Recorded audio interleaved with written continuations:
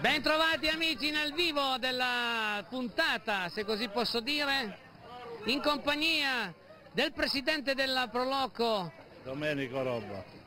Domenico sì, vuiati pulente che praticamente si vede già moderna, perché più niente a mano, tutto elettrizzato. Sì, abbiamo copiato un po' dai paioli, quelli elettrici di una volta che si usavano, uso famiglia. Meno fatica. Abbiamo trovato un fabbro qui di Castelnuovo, dalla zona, che l'ha un po' inventato, progettato con questo sistema.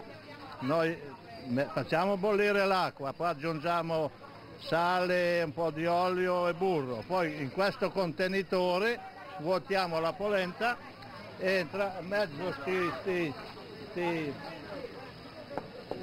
con la farina?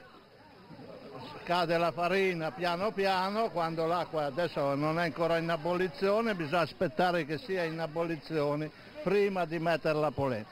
Poi si lascia cuocere circa 3/4 d'ora e quando è così che si può servire ben cotta, perché la polenta più cuoce e più buona e meglio è.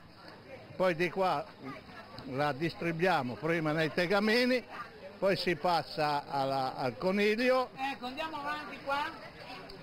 Al coniglio, anche perché c'è un mare di gente qua, c'è talmente tanta gente, ma tanta gente, che praticamente se non ci fossero queste apparecchiature così un po' del terzo millennio è difficile servire tutti. Allora, sirum marabogna? Il sugo del coniglio questo? Sugo del coniglio.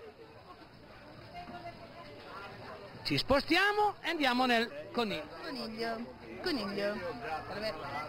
Cotti, insomma, un po' in anticipo. Senti, non so se magari sei al corrente, ma sicuramente quanti conigli ci vogliono per una manifestazione del genere? Circa 230 conigli abbiamo. 230 conigli. Sì.